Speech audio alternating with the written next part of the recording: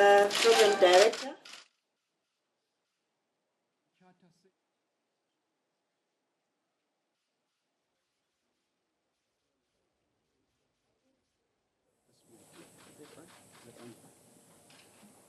Or am I audible enough? Okay. Program Director, Deputy Public Protector, members of the media, good morning. Welcome to my first media briefing, and thank you for honoring our invitation. As many of you may be aware, I have previously had a short spell here as a senior investigator and later as the acting provincial representative in Gauteng, Office of the Public Protector. My return here therefore feels more like homecoming.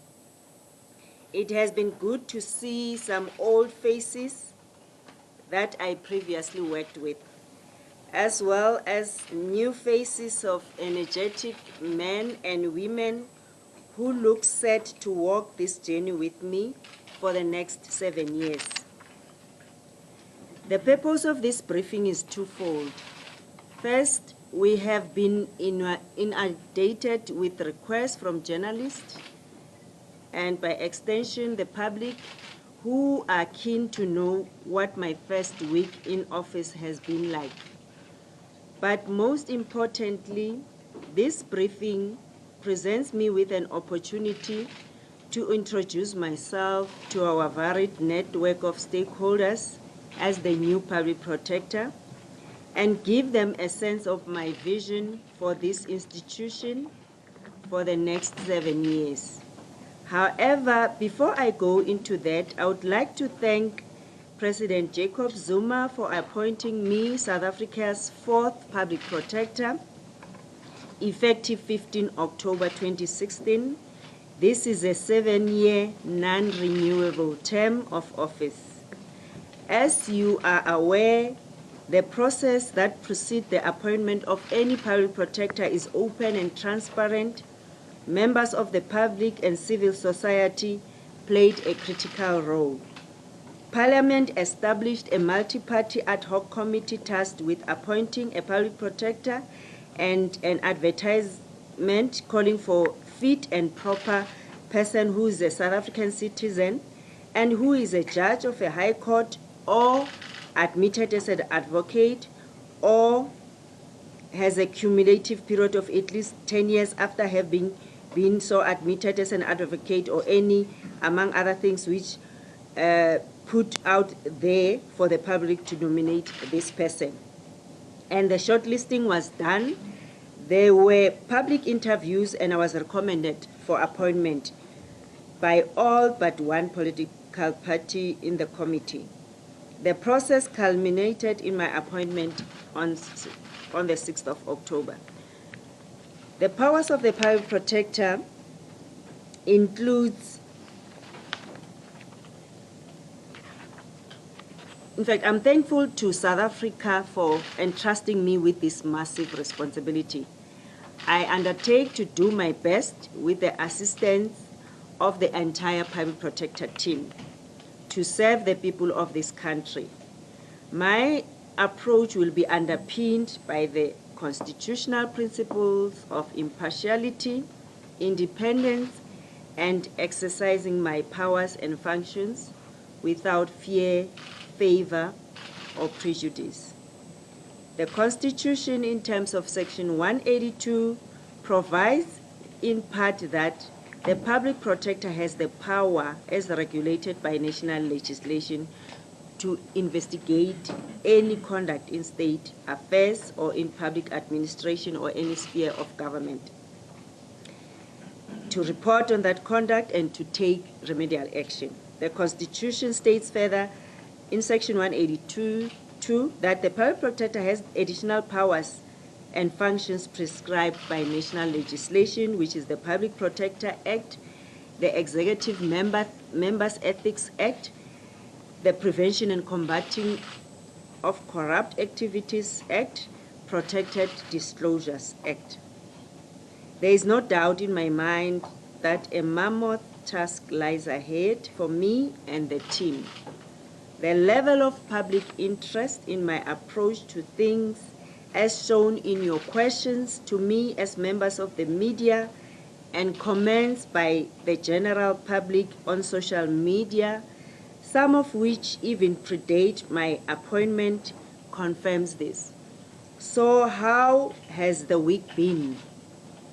Taking into account the kind of work that this office does and the type of cases already in the system, it was always going to be required of me to hit the ground running, as it were, and that I believe I have done.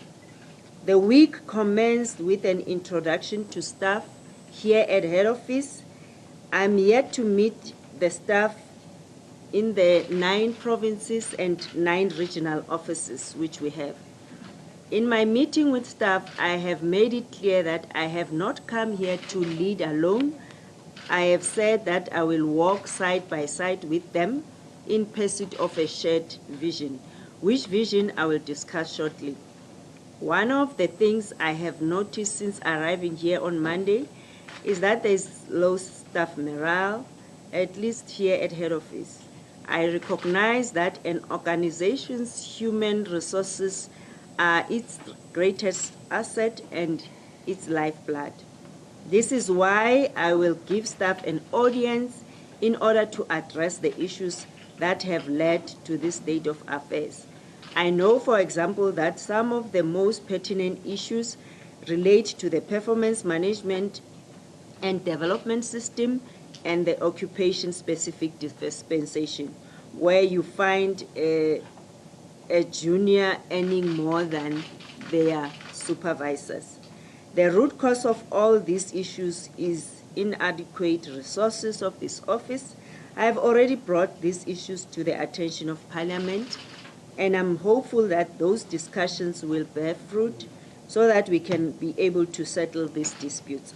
I will schedule a meeting with the labor union in an effort to settle staff disputes or grievances. It is important for me to have these issues resolved as soon as possible because it's going to be difficult to get the best out of the team if their grievances remain unresolved. I also met with the senior management team in a marathon 2-day session, during which I was able to get a sense of who is who, what do they do, where are we with our performance targets, and what is still outstanding. Coming out of those engagements, I got a sense of how things have been done previously and make amends where necessary. This includes issues such as donor funding and the use of consultants for investigative work. I must indicate that all of the information we shared in the Portfolio Committee meeting yesterday, including donor funding, was already in the annual report, which was prepared by Advocate Madonsela. All that we did was provide answers when required to do so by members of Parliament. However, I have said I am not comfortable with foreign donors. We have therefore taken the following decisions. We will no longer use foreign donors because of some of the risks associated with it. We will do away with the naming of investigations to avoid unnecessary tensions between us and the state. We will do away with the use of consultants for investigative work and investing in building internal capacity to include expertise that we currently do not have, such as forensics and auditing, or utilize other government or public institutions as provided for by Section 7(3), subsection 3 of the Public Protector Act. We will prioritize aging cases through the establishment of a backlog project team that will focus on disposing of all cases older than 2 years. We have a total of 260 cases older than 2 years under our Good Governance and Integrity branch at head office and 47 under our Administrative Justice and Service Delivery. We will prioritize critical posts, including that of a senior security personnel. It is important that we secure both our offices and staff as well as safekeeping of the sensitive information that we handle. We have also placed a moratorium on international travel, especially the benchmarking exercises. We believe that enough exchanging of notes with our counterparts elsewhere in the world has been done. I'll be getting reports on the lessons we have learned from all the trips that have been undertaken so that we can assess how we have benefited from the engagements. I have not received a written handover report from the previous public protector due to her busy schedule on the last week of her stay in the office. We've agreed to meet when convenient so that we can have a proper handover. Now, what is the vision? In fact, I must indicate as well that she has already, yesterday I received a report which she has prepared by email. So I will be going through that report so that when we meet, I can clarify certain issues. Now, what is the vision? Firstly, I must indicate that my appointment could not have come at a more opportune moment. As you would know, over the next few weeks, most institutions will be engaging in strategic conversations, refining their strategies and tweaking their annual performance plan. We will be no different. This will present me with an opportunity to engage in conversations, out of which we will emerge with a clear vision that we can sell to the rest of the team and other stakeholders such as Parliament, who will not only have to buy into it, but also fund its implementation. Some of the things include that I would like to take the services of this office to the grassroots level. Earlier in the week, I told staff that I want to make it possible for an African child in Klabuya Lingana to also enjoy the fruits of our democracy. I want to empower people to be able to hold their leaders to account. Unfortunately, some in society have misconstrued this message as meaning that I will turn a blind eye on the so-called high-profile cases. Firstly, we are the first to indicate that improper conduct that the Constitution provided for in the Constitution, Section 182, 1A says we have the power to investigate allegations or suspicions of, is not limited to service delivery failures. It also includes instances of abuse of power and abuse of state resources. In any event, when a member of Parliament requests me to investigate allegations of contravention of the Executive Ethics Code, I am obliged to investigate and report within 30 days, failing which I must advise the President that I will not meet the deadline. And so, for the record, there is no merit in claims that I am going to turn a blind eye on such cases. Our mandate is not limited to investigations. Section 182(4) of the Constitution enjoins the public protector to be accessible to all persons and communities.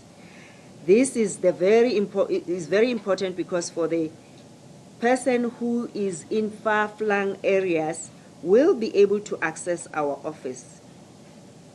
What we are going to be doing in this particular instance is my next priority, which is enhancing access and visibility of this office among far-flung communities through public awareness programs.